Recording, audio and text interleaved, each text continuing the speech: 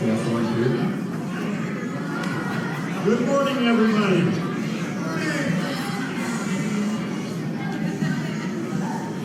We're going to get started here in about 3 minutes.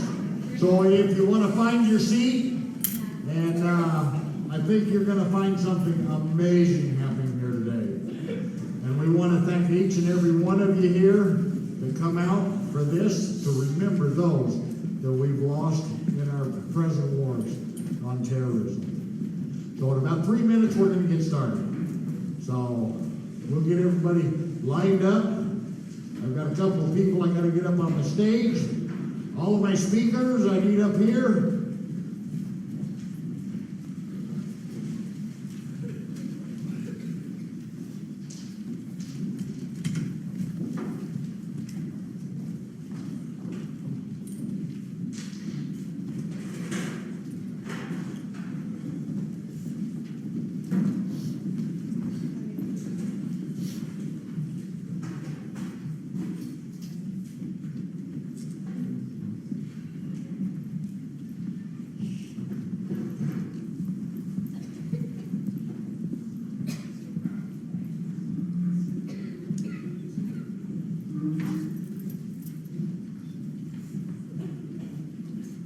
Start out this morning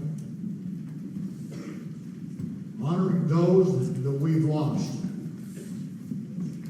So many people think that they're gone forever. This is not only a memorial, but it's also a reminder, but it's them continuing on in their service. This is their living memorial that travels around. It's very important that we never forget what's going on. That we need to realize that freedom is an ideal of suppressing strength. It is the power of self-determination. In wars of the mother and the land of the United States of America, freedom was led by the men and women carrying the torch of the freedom that we led and inspired, and the forces through the darkness of conflict. From Vets Helping Vets HQ and its volunteers, they're dedicated to the concept of freedom from injustices of the young men and women of our nation that they support.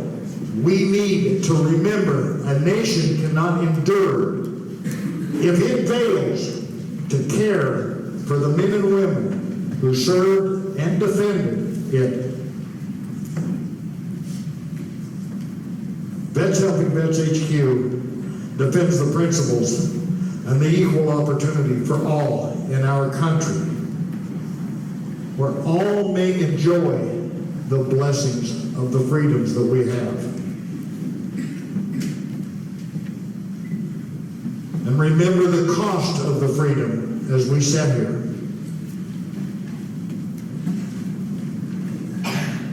It is here to remind you that America will remain the land of the free only as long as America remains the home of the brave. Right. Loyalty is a tribute of the American people, as it is the first virtue of the person serving in the uniform of our country. As we put aside the blues, the greens, the camel fabrics that made us one people on the many battlefields, we can hold in our minds that tolerance which we have achieved. As you visit the wall today of honor, we ask that you remember and keep in your hearts and in your minds the cost that we have paid for our nation and for each one of us to get the opportunity that we have. The ultimate sacrifice. And remember the people who will go home every night after they've gone to work, gone to school.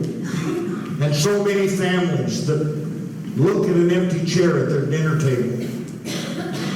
It is so important that we remember that. Those will have to know that the loss of their loved ones and the paying of the cost that keeps our nation great, we just ask that you remember.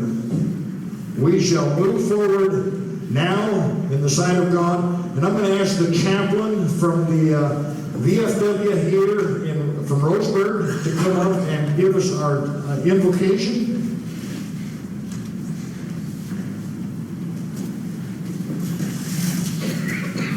If you are wearing a hat, please remove it.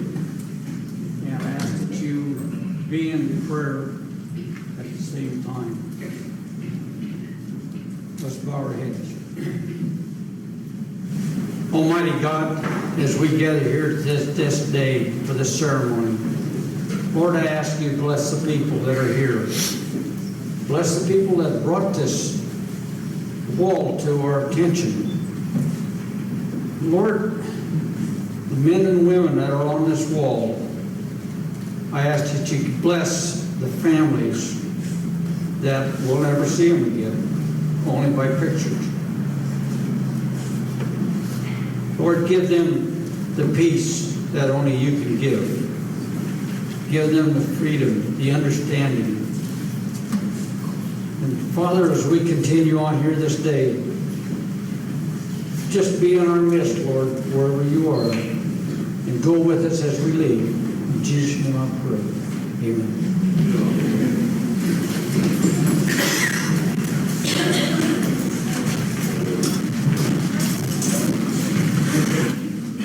Presenting of colors, 2.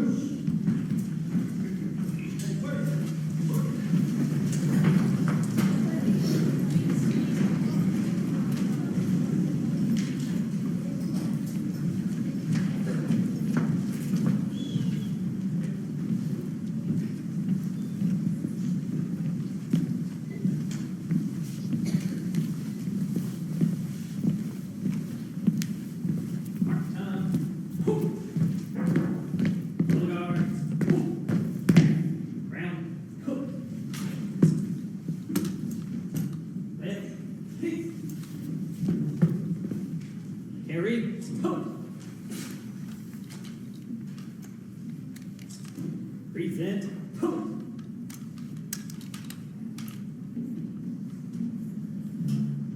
Oh, say, can you see by the dawn's early light what so proudly we hailed at the twilight's last gleaming, whose broad stripes and bright stars through the perilous fight o'er the ramparts we watched were so gallantly streaming, and the rockets wrecked there, the most bursting in air, gave proof through the night that our flag was still there.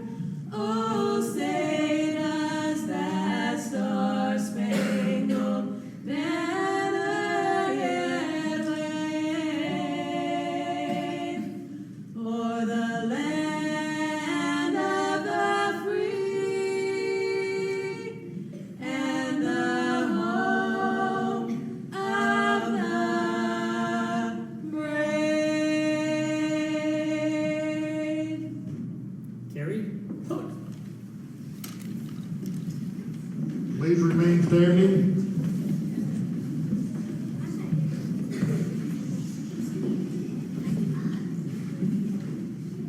I pledge allegiance to the flag of the United States of America and to the republic for which it stands, one nation, under God, indivisible, with liberty and justice for all. 2.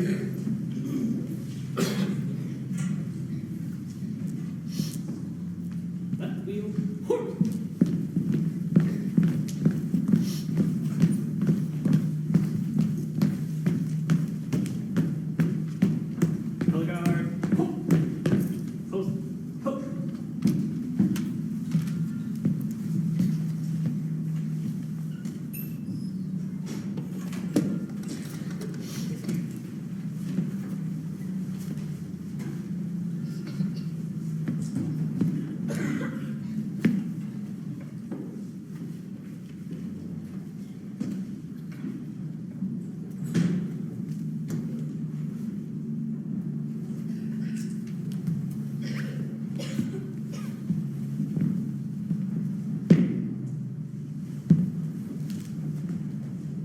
Order, arms.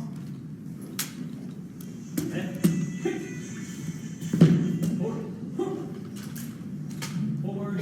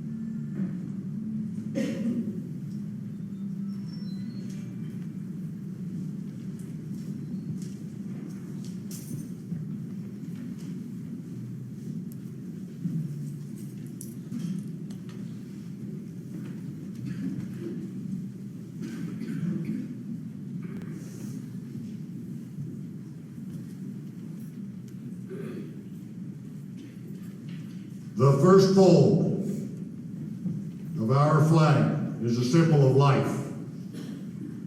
The second fold is a symbol of our belief in eternal life. The third fold is made in honor and remembrance of the veterans departing from our ranks, who gave a portion of their lives for the defense of our country to attain peace throughout the world. The fourth fold represents our weaker nature, for as trusting American citizens, it is to Him that we turn to in times of peace as well as in times of war for His divine guidance. The fifth fold is a tribute to our country, for in the words of Stephen Decorah, our country, in dealing with other countries, may she always be right. But it is still our country, right or wrong. The sixth fold is for where our hearts lie. It is with our hearts that we pledge allegiance to the flag of the United States of America and to the republic for which it stands, one nation under God, indivisible, liberty and justice for all. The seventh fold is a tribute to our armed forces, for it is through the armed forces that we protect our country and our flag against her enemies, whether they be found within or without the boundaries of our republic. The eighth fold is a tribute to the one who entered into the valley of the shadow of death, that we might see the light of day. and honor the mother for whom it flies on Mother's Day. The ninth fold is a tribute to the womanhood, for it has been through their faith, their love, loyalty, and devotion that the character of the men and women who have made this country great has been molded. The tenth fold is a tribute to the Father, for He too has given His sons, daughters, for the defense of our country since they were first born. The 11th fold, in the eyes of the Hebrew citizens, represents the lower portion of the seal of the King of David and the King of Solomon, and it glorifies in their eyes the God of Abraham, Isaac, and Jacob. The 12th fold, in the eyes of the Christian citizens, represents an emblem of eternity and glorifies in the eyes of God, the Father, the Son, and the Holy Ghost. The 13th fold, after the flag is completely folded and tucked in, it takes the resemblance and the appearance of a cocked hat.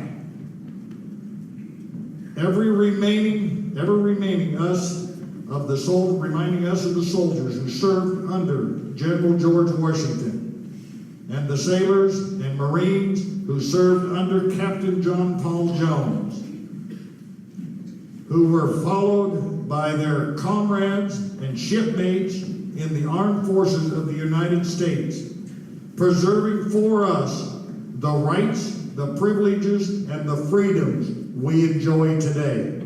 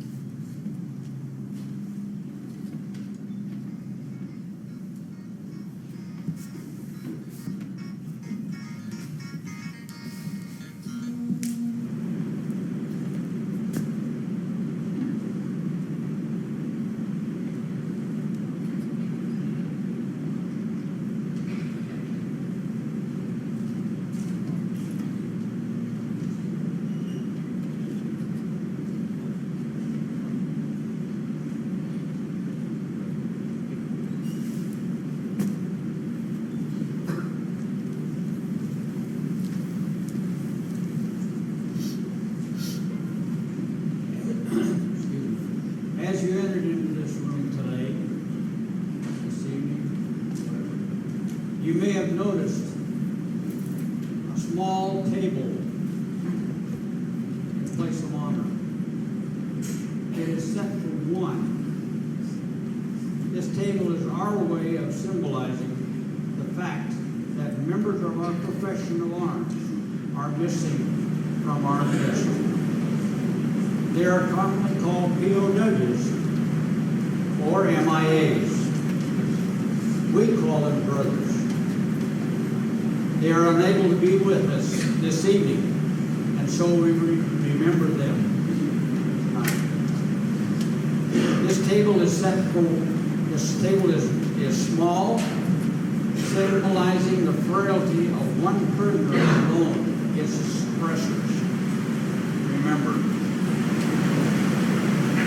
The tablecloth is white, symbolizing the purity of their intentions to respond to the nation's call for arms. Remember, the single red rose displayed in the vase reminds us of the families and the loved ones of our comrades in arms who came to faith wait for their return. The red ribbon tied so prominently on the base is reminiscent of the red ribbon worn upon the lapel and the breast of thousands who bear witness to their unyielding determination to to demand a proper accounting for our mission. Remember, the candle.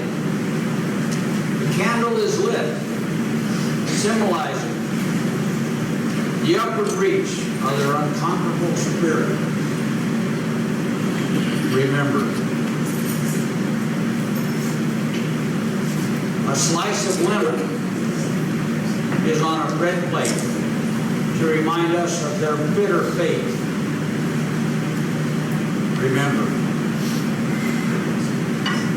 there is salt upon the bread plate, symbolic of the family's tears as they wait. Remember, the glass is inverted. They cannot toast with us this night. Remember, the chair is empty. They are not here. Remember, all who served with them, call them comrades. We depend upon their might and aid, relied upon them. For surely they have not forsaken you.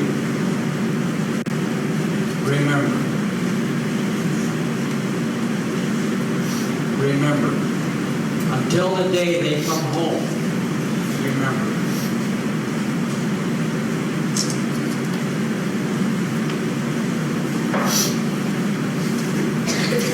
As some have seen here in the front, there's a pair of boots, a rifle, a helmet,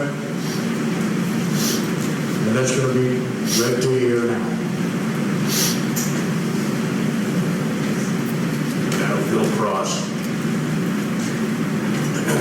Boots, rifle, with a bayonet, helmet, and dog tags. It takes individual, each piece is just a means to an end. The tools of the deadly trade, but together they become an ionic representation of the self, of the praying of the ultimate Christ. Helmet, identification tags, identity, fallen soldier, their name, never be forgotten. The inverted rifle with the bayonet tells us that the soldier was killed in action and went down fighting. It signals a time for prayer and a break in his action to pay tribute to our comrades, friends, and heroes. Combat boots, worn and dirty, represents that the soldier has marched their final march into battle. Generally called the battlefield cross, and more recently, a fallen soldier's cross. This time honored displays has become a powerful symbol of loss for a generation of American soldiers. From photos of flag-draped coffins that bear the remains of our fallen troops.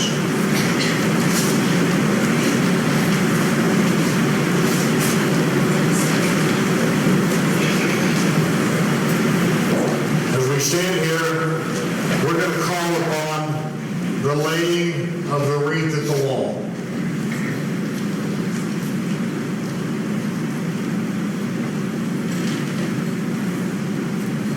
This wreath being escorted by two National Guard gentlemen from Charlie Company Infantry, Roseburg, and the mother of one of our fallen soldiers, a Gold Star mother, Ishana Vincent, out of Junction City.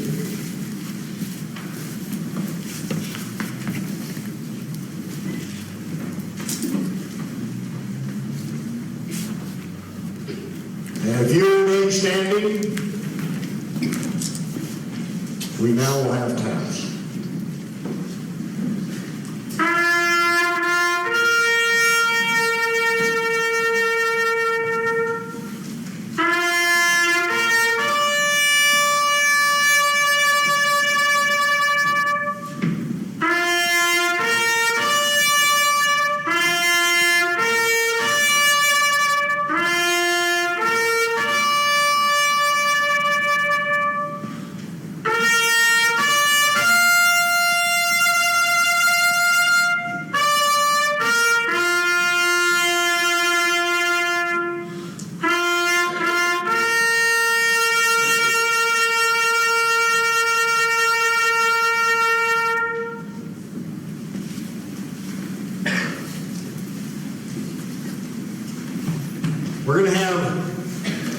Shelley Briggs and Michelle Briggs, Mayfield, come up, and they're going to do a military melodies for you.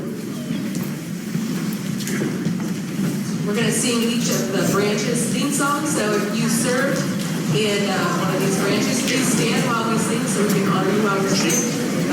Starts with our theme.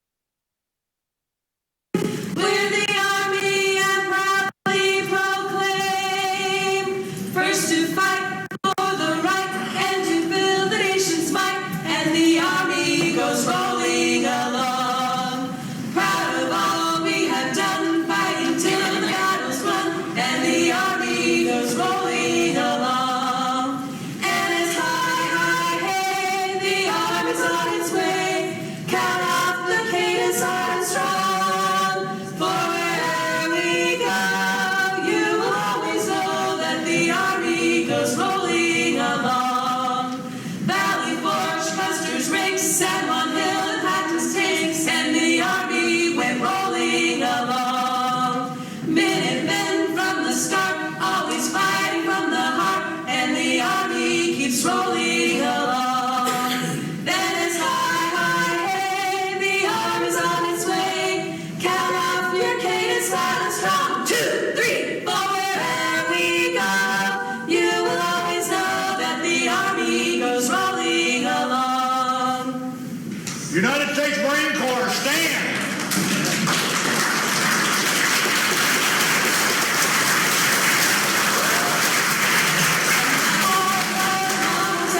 Montezuma to the shores of Tripoli, we will fight our country's battles in the air, on land and sea. First to fight for right and freedom, and to keep our honor clean.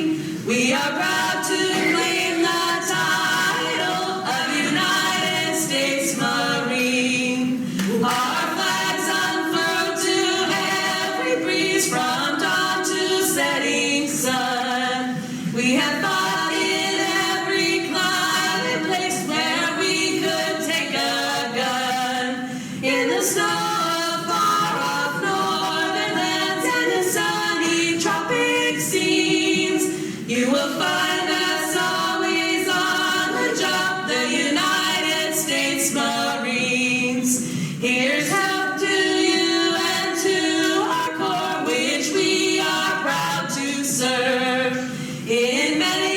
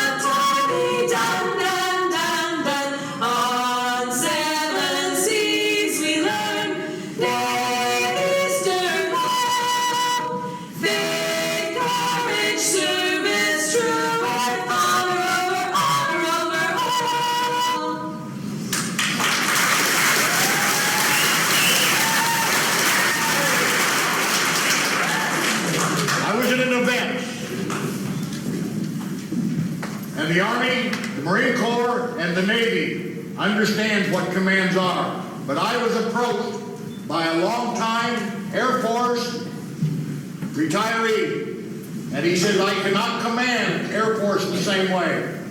So Air Force, would you please stand?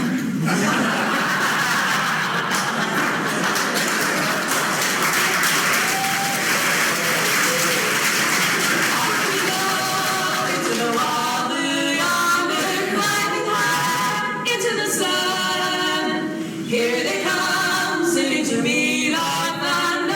At a voice, give 'em a gun. Down we dive, starting a flame from under. Off with one hell of a roar. We live in faith, our blood and flames. Hey, nothing can stop the U.S. Air Force. Minds of men, fashion a grade of thunder, sent high into the blue. Hands of men, blasted the world asunder. How they live, God only knew. Souls of men, dreaming of skies to conquer, gave the wings ever to soar. With scouts before and bombers galore, and nothing can stop the U.S. Air Force. Off we go into the wild sky yonder. Keep the wings level and true. If you live to be a gray-haired wonder, keep your nose out of the blue. Flying men guarding the nation's borders, they'll be there followed by more. In Echelon we carry on, and nothing can stop the U.S. Air Force.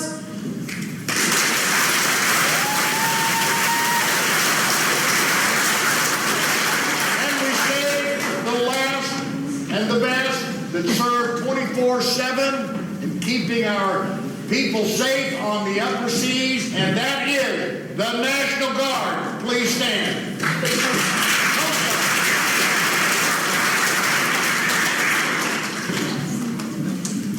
From Aztec shore to Arctic zone to Europe and Far East, the flag is carried by our ships in time of war and peace. And never have we struck it yet in spite of foeman's might, who cheered our crews and cheered again for showing how to fight. Here is the Coast Guard marching song. We sing on land and sea, through surf and storm and howling gale. High shall our purpose be. Semper Paratus is our God, our fame and glory too. To fight, to save or fight and die. High Coast Guard, we are for you. High, we've been always ready to fight, to die. Bright glory on the shield we wear in letters to the sky. To sink the foe, to save the maimed, our mission and our pride. We'll carry on till kingdom come, ideals for which we die. Here is the Coast Guard marching song. We sing on land and sea, through surf and storm and howling gale. High shall our purpose be. Semper Paratus is our God, our fame and glory too. To fight, to save or fight and die. I Coast Guard, we are for you.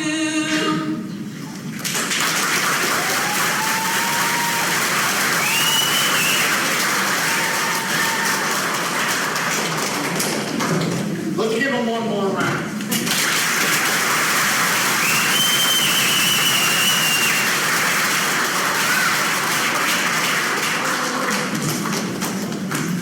We have a guest speaker here that we're going to start with from the federal VA, Paul Behrens, and he's acting, I believe, Chief of Mental Health at the Roseburg VA Hospital.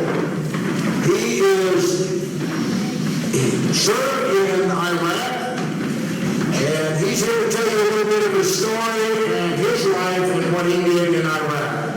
So I'm going to call up Steve, or Paul, and we'd love to hear from him.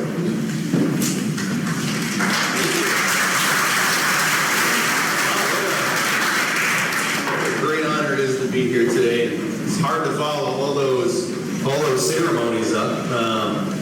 Those are pretty impressive ceremonies, and like I said, I'm just so grateful to be here today. It means a lot. I have, as I came in looking at the wall today, I found 4 of my brothers that were killed in Iraq. And, you know, as I was thinking, well, what do I want to talk about? I've talked about so many things in these kind of ceremonies, and it struck me last night as I was having dinner with my daughter. I have a little 4-year-old daughter. She says, Daddy, where are you going today? Or tomorrow? And I said, you know, I'm going down to Pastor Roseburg and talk at a ceremony. She said, well, what is the ceremony? And I said, well, it's a ceremony to honor the men and women that have died after 9/11. Then she asked me, well, what's 9/11? I'm like, oh boy. You know, I'm like, okay, you know, trying to explain 9/11 to a 4-year-old. So I did. I gave her the version for a 4-year-old. And she looks right at me and she puts her hand on her heart and she says the Pledge of Allegiance. You know, proud papa there. And I thought about what an interesting perspective that little girl has at 4 years old. And all the students here today that are celebrating, that is wonderful to see all the students here today, because you're getting such a perspective of what it means to have freedom, to honor our flag, the men and women that are on that wall. You know, and perspective is not something of freedom that everybody has. You know, it's an unfortunate thing where sometimes we find our country at, that we just sort of lose this perspective. And as I was thinking about my daughter, I was thinking why she has that perspective. And at around 3 years old, I started teaching her the Pledge of Allegiance. And now, as sort of our trigger was every time we would be driving and she would see a flag, we would practice the Pledge of Allegiance. So she would say, Daddy, there's a flag. And I'd say, good, what do you do? And I'd watch her in the rearview mirror. She would put her hand on her heart and she would recite the Pledge of Allegiance. And it's so wonderful when she is maybe at the mall and she sees a veteran with the flag on their hat, and she runs up to him and recites the Pledge of Allegiance and says, thanks for your service. Every time when a 4-year-old little girl does that to one of these veterans, do they not have the biggest smile on their face? And I think about that and I say, well, what an interesting perspective, you know? And it's so important that we continue to have the perspective of freedom, of our flag, of what they have sacrificed, what those that are around here that are still living, that have the physical and mental health wounds today have sacrificed. And I think a lot of times our country forgets about that. We look at politics going on right now, and it's not always that we have that perspective of what people have given to this country that we love so much. The ceremonies here, the flag, of the POW MIA table, of the wreath. I mean, it's just powerful things. And I think that perspective, and the reason why we have to keep doing these ceremonies, is to keep remembering what our brothers and sisters did from. I saw a Korean vet here. I don't know where he is in the crowd today. It's probably our oldest living veteran. I don't know if he wants to raise his hand, but you know, we have so many Vietnam vets in the crowd, Cold War era vets, conflict vets, Persian Gulf era vets, and Iraq and Afghan vets. We can't forget the sacrifice that they made. And having that perspective is not always easy. It takes a lot of training. It comes with time. You know, and I remember it took me a long time to gain that sort of discipline, to really understand perspective and understand where somebody else is coming from. Because as the chief of mental health at the Roseburg VA, I'm thinking about veterans and veterans care and trying to help those that don't understand why it's great to support our veterans, why it's important to give money to our ESO groups.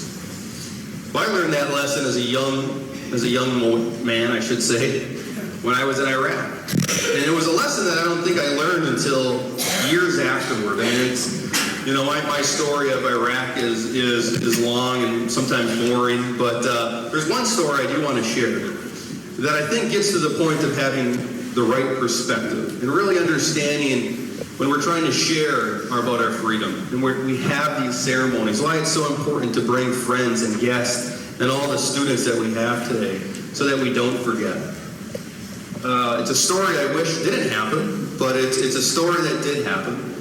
And in Iraq, I was in Iraq in 2003 and 04, and I was a combat engineer. Wasn't anything special. I was a grunt. And for those of you that know a lot about the military, we had a lot of large equipment, drove massive trucks. So we were in the town north of Baghdad called Bakuba. And one day I was told, some sergeant came running in and said, "Hey Byron," my last name is Byron, says, "Hey Byron, you're going on a convoy." So a convoy is when everybody gets into their military vehicles and you go from one spot to the next. He says, "You're going up to Camp Warhorse," which is a camp north of the town we were in. I said, "Oh, okay." You know, I've been on a lot of convoys during my time in Iraq.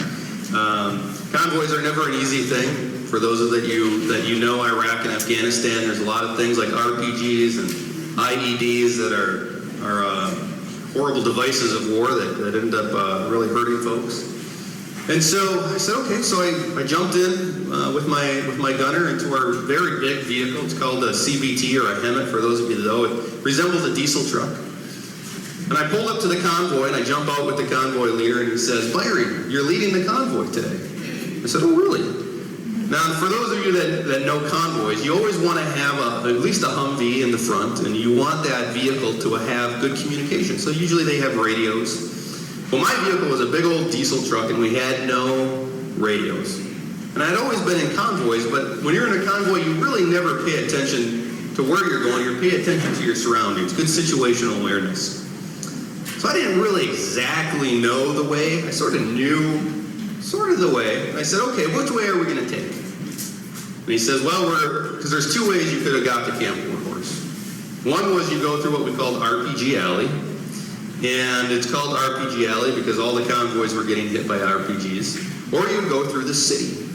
In the city we called Sniper Haven because there were snipers everywhere. So we decided to go through RPG Alley, which took us around the town. I said, okay. I said, I remember that way. So I jump in and I take off leading the convoy. Now there's one true rule on a convoy. You put on the gas and you go as fast as you can and you try not to stop. So that's what we did. So we jumped in the convoy and I'm leading it and we're going down a 2-lane road and I'm going at a pretty good speed and I see the highway coming up that we had to get on and I said, "Here we go."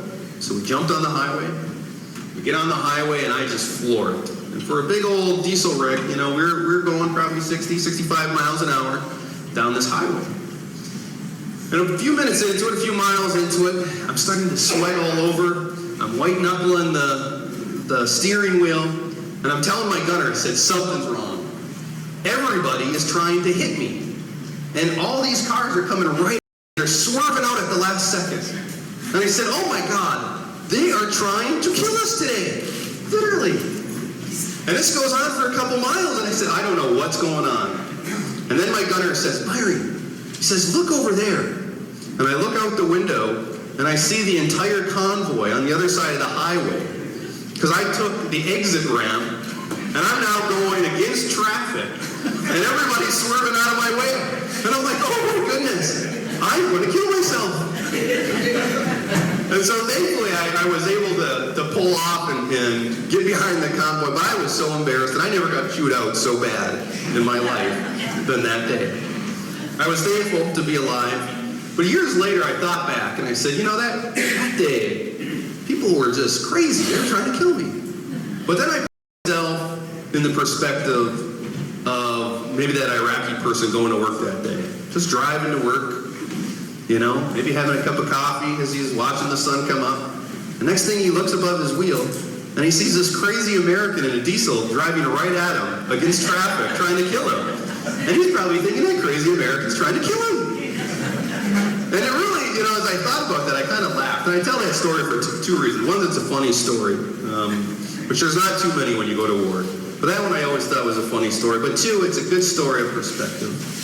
And it's a good story when we have, why we have to have these ceremonies, why we have these traditions, to teach, to remind us, so that we all have the perspective of what it means to honor the flag, why we say the Pledge of Allegiance. When we look at this wall and we see the hundreds and thousands of names on it, that perspective of what they gave us is so critical.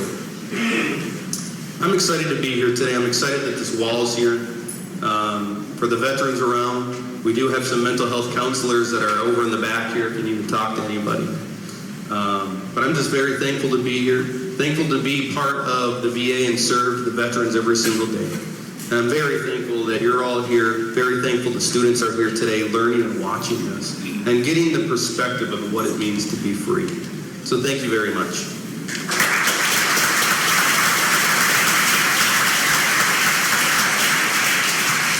The next gentleman I'm going to introduce, when he first met me, he tried to avoid me.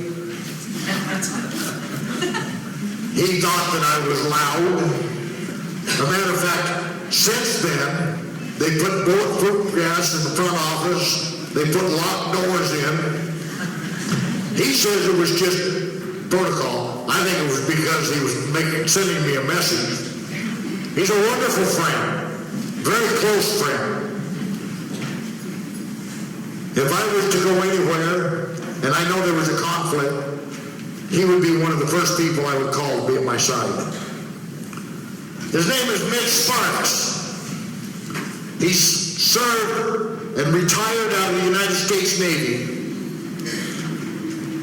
He worked for ODVA as a VSO, Veteran Service Officer. He managed the Veteran Service Office. He took care of the education, training for VSOs. Now he's one of the directors for Oregon Department of Veterans Affairs. Very special friend, Mitch Sparks.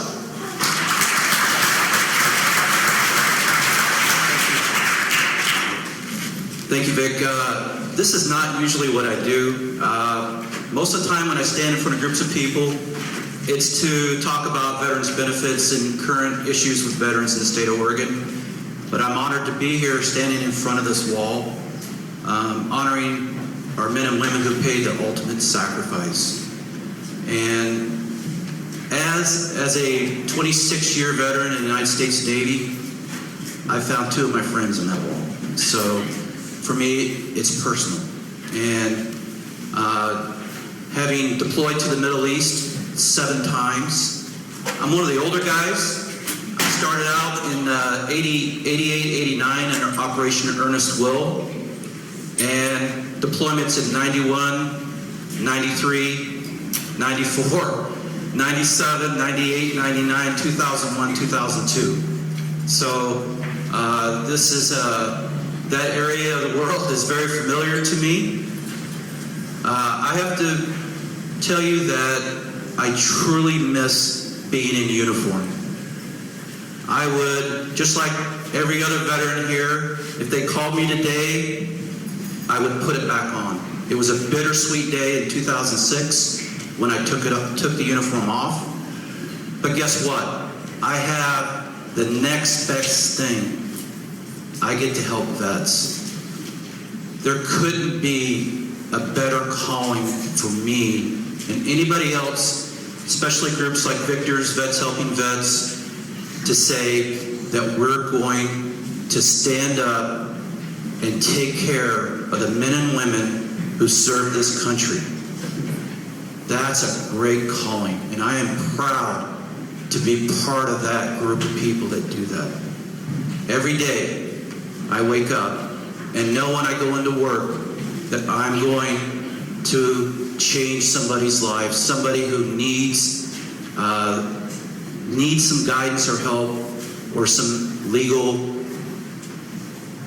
claims or homelessness. The list is very extensive, and it's been my honor to do that. I always tease my wife when I first retired from the military. She's a veteran of many deployments too.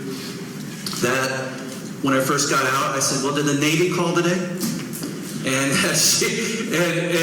I wouldn't even get a word out of her just to look like they better not ever call again. So I also had the pleasure to be a senior enlisted leader in the Navy, and what I miss most of my active duty service is the men and women that I served with. They are the cream of America. No problem too big, no sacrifice too great. And it was an honor to stand in front of large groups of men and women in the Navy and talk to them and lead them through many different deployments and conflicts. And now I get to talk to civic groups and groups like you, veterans groups, and this is truly a calling for me. And thank you for coming and honoring the men and women who paid the ultimate sacrifice. Thank you. Now, one thing I want to say on Mitch's behalf, wonderful man. Mitch joined the Navy because he thought it was one color, gray. So he didn't think he had to work very hard, but he found out when he got down in the ships that he couldn't find his way around. So all these guys in the Navy, you kids out there, you're going to enjoy this. They got color crayons and they colored stripes on the walls to different doors so they knew where they were going. So we still let them have color crayons, and they do very well. Mitch, you're a wonderful man, and thank you very much for your service. Staff Sergeant Perry Campbell. Is he outside? Staff Sergeant Perry Campbell, front center.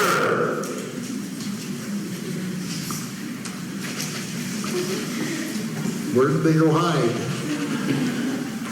We'll catch him then in just a little bit. So what we're going to do, we're going to move on right now, and we're going to be having Dave Perry. He is one of ours from Vets Helping Vets HQ. He made a mistake in coming into the bunker and coming out, and then he got involved with the wall, and then one thing led to another, and then another, and then another. He's become part of our family. Dave?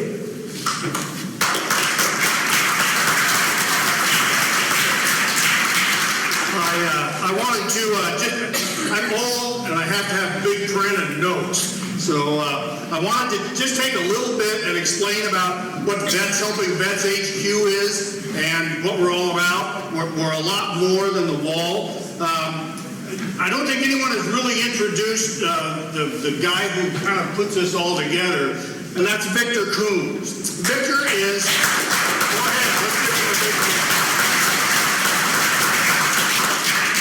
Victor is a Vietnam veteran. He's a medically discharged Marine, and after his service, he started having he knew there were benefits out there, but he couldn't find them, and he set out to, he studied the law, he studied the rules, studied the regulations, he interacted with people, and he wanted to make sure that he and those around him were able to receive the benefit that they were entitled to through what Paul offers at the VA.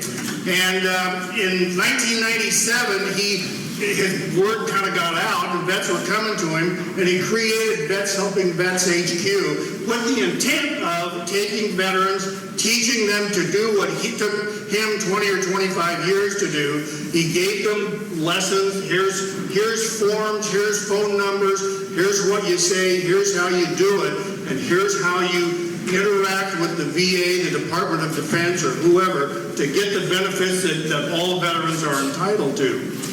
And that's our primary mission. And we don't focus on one particular conflict. We're not a Vietnam Veterans Association. We're not a Veterans of World War. Those are wonderful, wonderful organizations.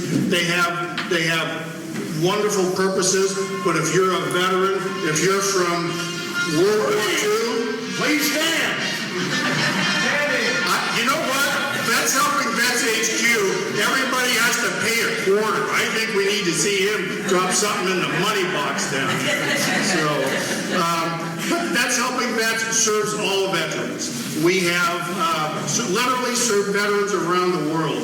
We're anchored in Albany, And Victor mentioned the bunker, and I want to tell you what the bunker is. You'll hear us, those who are associated with it will talk about the bunker. It's an old barn.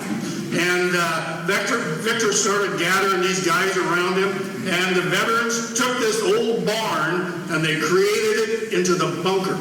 And it's a workspace that's got banks of computers. There is there's tables, there's counseling centers. We have over 20 advocates, people working. They're from around the state, but we're many in Albany that will work one-on-one with veterans. Our motto is, it's a hand up, not a handout. I'll take $1.50 from you. We lost my thought. Okay, we have. Yeah. Need that. Sorry, kids. Anyway, I'll go on. The bunker has the bank and it has counseling centers for the advocates to work with the veterans one-on-one. Our motto is a hand up. It's not a handout. Someone comes to us and says, I need some money for an electric bill. We'll sit down and work with them, but we set out a plan. And if they come back next month and the plan didn't work, we ask them why. And if they decided to go do something else with us, we just say adios. We're not going to help you. Because we want buy-in from the veterans. We have a transportation team that takes veterans to the clinic in Salem. They take them to the clinic in Eugene. They take them to the hospital in Portland. We have a food bank, and we distribute over 6 tons of food a month to veterans and to the American Legion, the VFW, to help with their program. We have tradesmen. We build handicap ramps. And we do a lot of things other than the wall. We have a 24-hour-a-day shower for homeless vets. They can come in the back door, and there's a shower, there's towels, there's soap, they can get all cleaned up and make themselves presentable. We do crisis management. A lot of people don't know about this. Victor leaves his phone on, and if there's a crisis in the community, the local police agencies contact Victor. Whether it's 3 in the afternoon or 3 in the morning, Victor or somebody is going to go out and work with the police if there's a veteran in crisis. And I want to tell you, they have a 100% success rate. So that brings us to the Wall of Honor. I want to point out up there on the front is a guest book, and I would invite you to sign that guest book, please. There's a pin. There's also a little page that talks about how the wall began. It began in 2003. There was a young woman. She was a senior at Milwaukee High School, and her father's on the wall. She did this as a senior project, and she had some panels, and she wanted to honor her father, and she had some pictures and little bios, and that was her senior project. Her sister took over after a few years. It went through several different ownerships, and we took it over about 3 years ago. It was on display at the mall in Albany, and someone who came up with a graphic design company said, this really isn't quite the standard that we think it needs to be to honor our veterans. And so he and Vic and some other folks got together and created this. When you look at the wall, it starts on the far end, and that's where in 2003, where the names began after 9/11, and you work your way around, and you work on this side, and you come to a rack. There's roughly 5,800 names, maybe a little bit more than that. Probably 145, 150 of those are Oregon. If you know someone, we have a directory for the Oregon names, and we'd like to help you find if you want to honor someone. There's all the services are represented, as you would expect. Most are probably Army and Marines. Next in line would be the Navy, because the Navy provides corpsmen for the Marines. The Seabees are involved there because they're building 4 operating bases for the Marines, and then the Air Force, the Coast Guard. Some people are surprised to see the Coast Guard on here, but the Coast Guard are involved in every conflict that we have had, and they have superior shallow water skills that the Navy doesn't have. They have boarding procedures down pat to their interventions, picking up druggies off the coast. So the Coast Guard is a very important part. Every name has, every soldier or sailor, man or woman. There's a photo there. And some of the photos we got from the Department of Defense. There's over 3,000 hours of volunteers working on this. Some of the families provided photos. They have their name, their hometown, the unit they served with, the day they died, and their rank. And one thing I want to point out is when you're looking at the wall, if you find some of a common date, you might find a soldier and a Marine that were involved in the same action, and they died at the same time. And you can tell by looking at that. There's roughly 30 panels. I want to point out there's 2 specific panels for our sponsors, and this couldn't be here without the sponsors of the Cow Creek Band of Uncle Indians provided a major sponsor. The Masonic Lodge was a major sponsor. So look at those lists and then say thanks to those people. Each story has a photo. Each name has a hometown. Each bio has a family that will never have their loved one hug them again. So please honor this place with quietness. I want to tell one story. I need to point out too, if you want to talk to the VA has kindly provided mental health counselors. There's a table back here, and there will be somebody back there. They're available for any veteran, any family member, anybody in the community that wants to speak to someone. There's a table back there, and if you want to go to a more private place, we have a private place set aside for you that you and the counselor can go to. Please take advantage of that.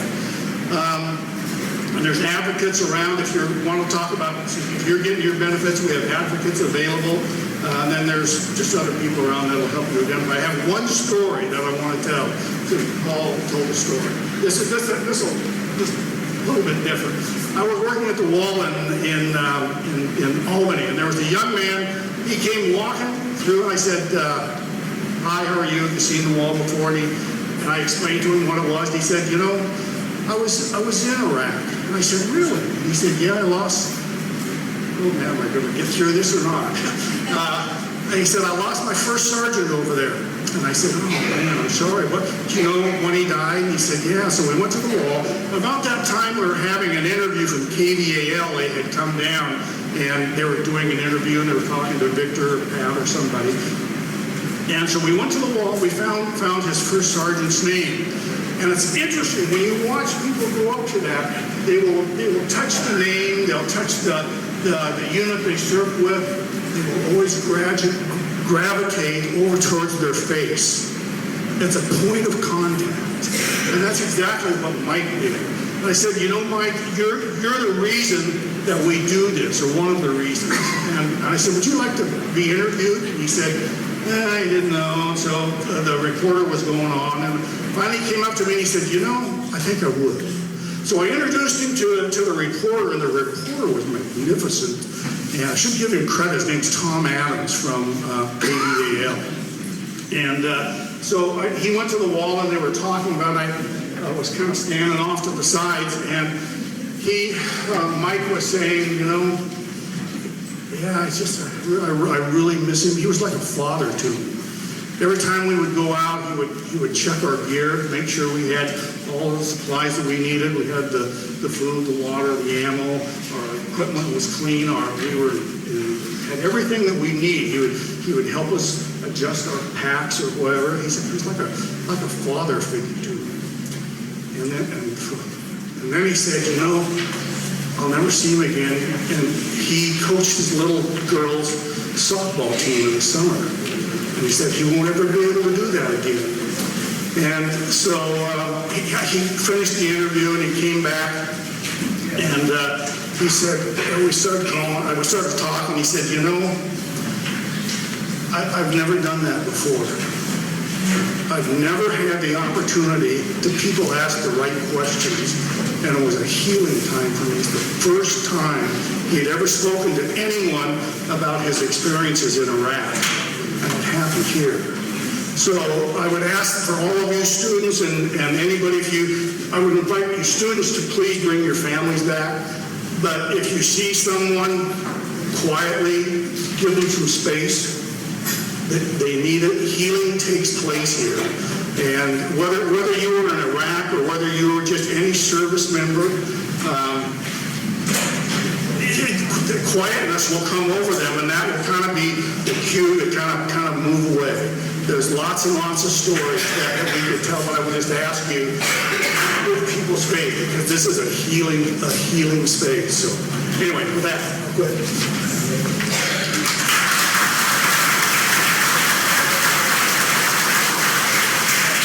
The next gentleman that's going to speak to you is, I'll tell you, in the beginning when I started looking for him, I didn't think he really existed. Either that or he just kind of faded away. This gentleman's going to come up and he's going to give you a little bit of how this wall was created. He was involved in the original building of this wall in 2003. I believe it was the dates, 2003, and he's going to kind of tell you that he probably thought the wall was lost. Ken Buckles. I'm a retired high school teacher and head football coach, assisted wrestling and track, taught weight training for years, and as a retired educator, the students in here, the teachers, I'm in awe of you. For 20 years, I've been bringing veterans to high schools to talk to students, 40 high schools and 1 middle school. Why? Only 1 middle school and all high schools? Because I truly believe your age groups could not do what you're doing right now, sitting like this in respect. You, 61 years old, you just destroyed my theory, because I turned a lot of grade schools down, a lot of middle schools down. A good buddy of mine was a Vietnam vet, was a principal at the middle school, and he begged me. I said, he promised his students would be great. I said, okay, I'll do it.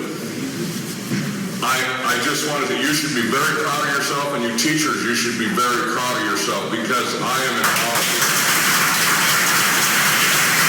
This is not easy to sit through this and listen to all us adults talk in this impressive ceremony and wall. I know it's not easy at your age, but you've done a great job. Well, anyway, before I can tell you about the how and why of this, you need to know a little bit about me. My dad was a Marine and fought at the Chosin Reservoir in Korea. I knew growing up that he had issues, but we didn't know anything about it then, and I couldn't wait to get out. And I was very lucky. I got to go to college, play college football. I knew I wanted to be a PE teacher and a coach. I got to pursue my dreams. I never served.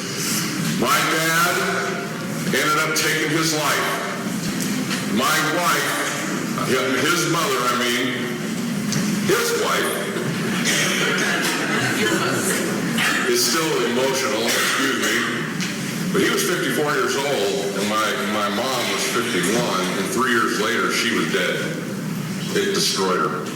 So all of a sudden, I'm in the middle of my teaching, coaching career, and what do I do with this? And now we start learning about post-traumatic stress, and so I said, we're taking Veterans Day off of school, Memorial Day off of school, and students and teachers don't even know what it's about. And they don't even care. It's a day to sleep in or a 3-day weekend. So I said, we're going to do this. We're going to do something about it. So we started bringing veterans to the high school, having talked to the students, like you heard a couple today. And then we're going to feed them lunch, and then we're going to have an assembly of honor where we put chairs on the floor, and the students were in the gym, and the veterans walked in, and they got a standing ovation from the students like they had just won the Super Bowl. And it was amazing. For 20 years I've done that. And then, like you said, 9/11 happens. I started doing this in 1995. All World War II, Korea, Vietnam veterans, some conflicts, and of course, the first Persian Gulf. Then our lives changed. And all of a sudden, I was blown away. You could go online, and the Washington Post started posting the faces of the fallen. You could see their face, their name, where they were from, how they were killed in action. And it was like, oh my gosh, this is unbelievable. And so being a teacher, I said, this is a teachable moment. We have to build something, create something that throws it in people's face, knocks the wind out of you, to get you to think. So yeah, I approached a student named Alicia Tallman. Said, we want to build this. Can you figure out how to download it, get a display? And she did with some other students, and they got the framework donated, and then her sister took it over. And then some other students took it over. We took it to high schools. We took it to the Rose Festival Fun Center. We took it to the Oregon State Fair 4 years in a row. Took it to the Memorial Coliseum. Unbelievable. When I retired teaching in 2010, the high school said, we can't store this stuff anymore. I had nowhere to go. The people in Albany, the parade said, can we take it over? And I said, that would be awesome. And then I never knew what happened. I lost their number. I tried to call down, and nobody knew anything had happened. And I said, how sad. My dream, our dream was this thing needs to be shown. It's a teaching tool. It's a reminder. It needs to go not just in the state of Oregon, it needs to go around the United States. And then I get an email about 2 months ago from Victor and another lady saying, we have the Face of the Fallen display, we'd like to talk to you. Well, I went through some personal stuff, just got done with a bout of melanoma, and that's why I got this cute little scar on my face. And so I put everything else on the back burner and completely forgot about it. I don't know why. Well, I do know why. Something up there. Last week said you need to respond to that email. You need to call those folks. So I call and he says, oh my gosh, for a couple of years we've been trying to the Milwaukee High School won't even return the calls. And he said, I'm going to put a lady on the phone. And when I introduce you, when I say who's on the phone, she's going to scream. And she was in the other room, and you were right. She said, hey, this is Ken Buffalo. And she screamed. Well, so he tells me about it. He says, go to our website and look what we've done. And I got tears in my eyes. I am just blown away. It's beautiful.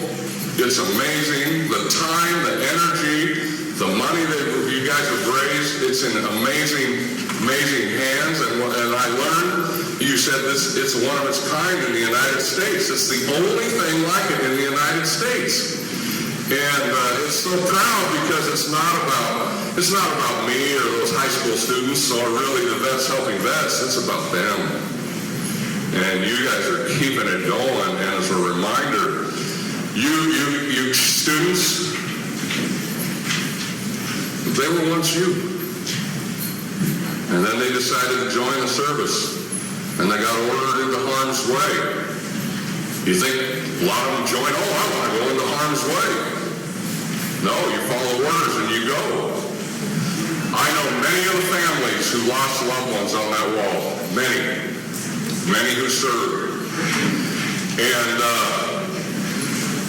you look at it, it could be your older brother, it could be your older sister, it could be a father. I want to tell you 2 real quick stories that happened to us at the Oregon State Fair. The first year we set it up, I had a man come to me and he starts screaming and cussing at me. And all these people are around to hear this. And he goes, what in the blankety blank is this doing at the Oregon State Fair? This is so wrong.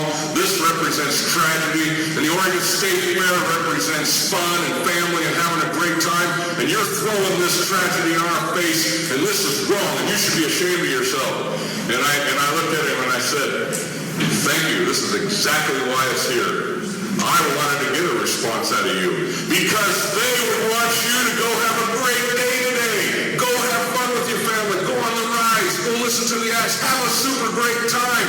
But know that they sacrificed and they would want you to do this. So just remember them. And he didn't know what to say. And he walked away. A couple hours later, he came back and he thanked me. He said, thanks for having us here. The next one was so powerful, similar to your story, many stories like that, and you'll experience many more. So many powerful things, but this one, there was a couple, they were probably in their 40s, that were looking at all the things in the displays and in this big building at the Oregon State Fair, and all of a sudden, Melinda and my wife and I were sitting there in front of it, and they just stopped and they're about like from here to the basketball hoop.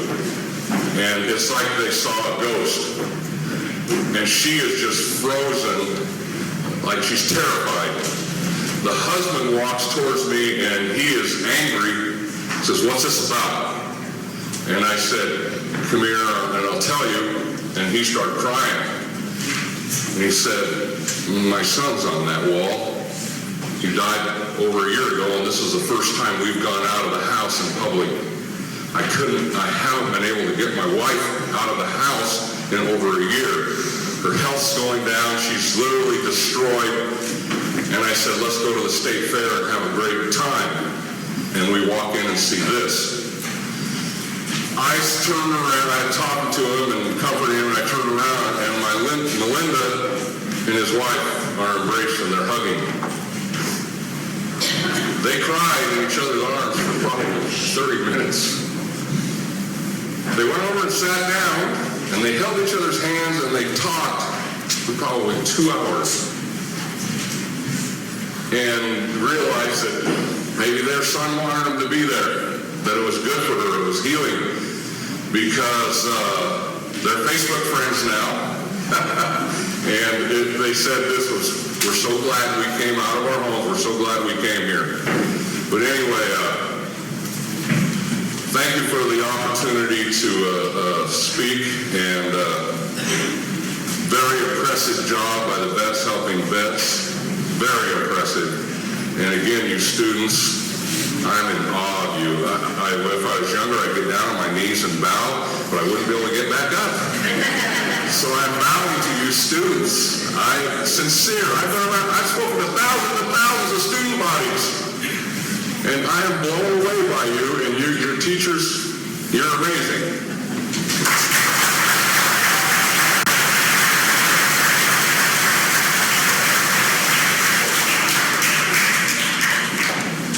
I'd like to call Shelley and Michelle up here.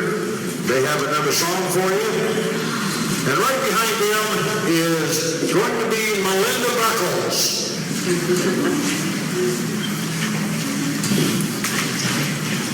Oh, it's God Bless America, and most of you know it, so sing along.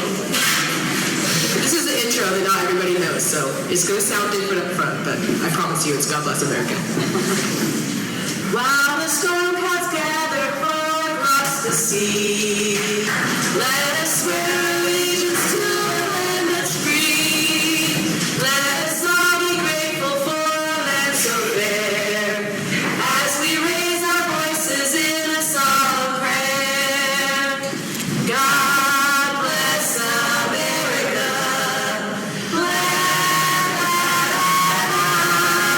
Stand beside her and higher through the night in the light from above. From the mountains to the valleys to the ocean, wonderful. God bless America, my home, sweet home. God bless America, my home, sweet home.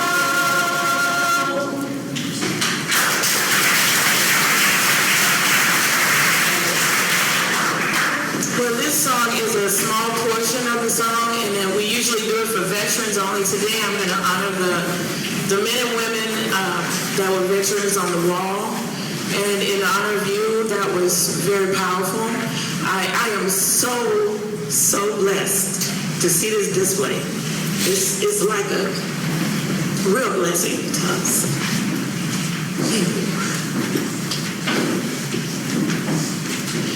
Did you ever know that you're my hero? You're everything I wish I could be. I could fly higher than an eagle, for you are the wind beneath my wings. Did I ever tell you you're my hero?